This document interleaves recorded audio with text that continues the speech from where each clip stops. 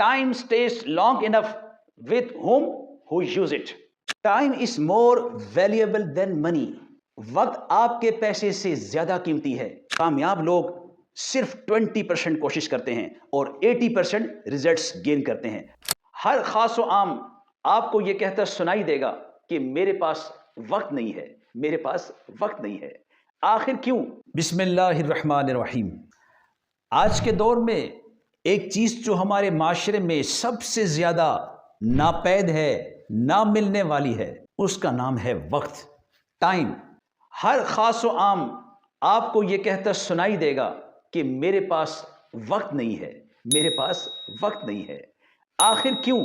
اگر آپ دنیا میں کامیاب انسانوں کی ہسٹری اٹھا کر دیکھیں تو وہ یہ کہتے ہیں کہ time cities long enough with whom who use it, کہ وقت ہمیشہ اس کے ساتھ رکا رہتا ہے جو اسے استعمال کرتا ہے. رزلٹ یہ نکلا کہ ہمارے معاشرے کی ایک بڑی تعداد ایسی ہے جن کا مقصد صرف اپنے وقت کو کل کرنا ہے. عام الفاظ میں کہیں تو ٹائم کو پاس کرنا ہے. وہ کیسے؟ اب اس کے بھی مختلف ریزنز ہیں. Average 7 to 9 hours per day ایک نوجوان صرف موبائل براؤزنگ پہ خرچ کر دیتا ہے، ویسٹ کر دیتا ہے. اور اس کا ایک نقصان ٹائم کا وقت، یعنی وقت کا ضیاع تو اس کا نقصان ہے ہی، لیکن اس کے ساتھ ساتھ جو بندے کی پرسنل پروڈکٹیوٹی سکلز ہیں وہ بھی اس سے ڈیڈ ہو جاتی ہیں. تو لہٰذا یہ ایک نہیں دو نقصان ہوئے. پھر ہر وقت ہم اپنے ٹائم کو پاس کرنے کی سوچتے ہیں، اس کو پروڈکٹیو کرنے کے بارے میں کبھی سوچ نہیں آتی.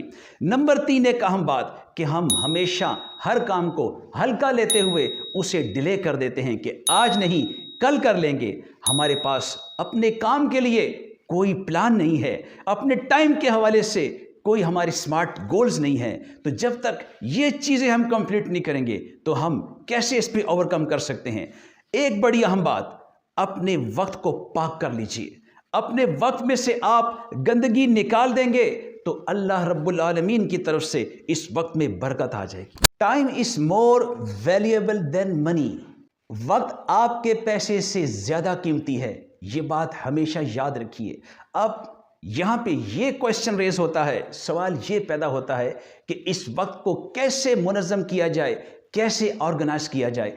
یاد رکھیے وقت، یہ جو ٹائم ہے یہ ایک میئربل چیز ہے، یہ ایک میئر پیمانہ ہے، واقعات کے تسلسل کا نام ہے. لہٰذا سب سے پہلے آپ سوچئے کہ آپ کو کرنا کیا ہے. اپنے آبجیکٹیوز کو سلیکٹ کیجئے، اس میں سے جو امپورٹنٹ ہیں، جو کرنے والے ہیں اور جو فوری کرنے والے ہیں ان کو اکٹھا کیجئے، کیٹیگرائز کیجئے. اور ایک اصول یاد رکھیے کہ عقل مند لوگ سب کام نہیں کرتے، صرف اہم کام کرتے ہیں جو امپورٹنٹ ہیں. لہذا آپ کے ایسے آبجیکٹیوز جو ارجنٹ ہیں اور بڑے امپورٹنٹ ہیں اس کو کر گزریے.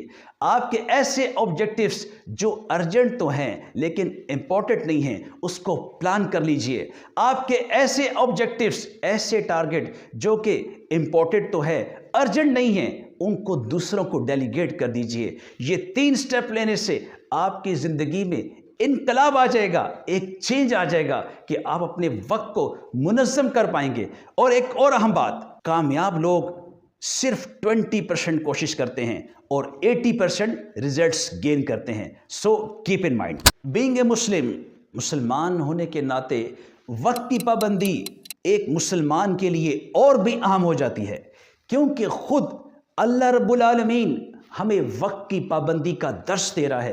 اور قرآن کریم میں بڑا واضح ارشاد فرما دیا، ان الصلاۃ کانت علی المؤمنین کتابا موقوتا، کہ بے شک نماز مومنین پر اس کے مقررہ اوقات میں فرض کی گئی ہے. یہاں اوقات کا تذکرہ فرمانے کی جو در حقیقت وجہ ہے وہ یہی سمجھ میں آتی ہے کہ وقت کی پابندی. جہاں روزوں کا تذکر آیا تو وہاں بھی وقت کا ذکر فرمایا کہ آپ نے طلوع فجر سے لے کر اور غروب آفتاب تک آپ نے روزہ رکھنا ہے، وقت کو معین کیا. اسی طریقے سے حج کا وقت مقرر ہے، ہر عبادت کا وقت مقرر ہے. تو یہ کیا ہے؟ جا بجا پے در پہ ہمیں جو آرڈرز مل رہے ہیں عبادات کے بھی اور وقت کے ساتھ مل رہے ہیں. تو یہ ایک کلیئر انڈیکیشن ہے کہ مسلمان وہی ہے جو وقت کی پابندی کرے.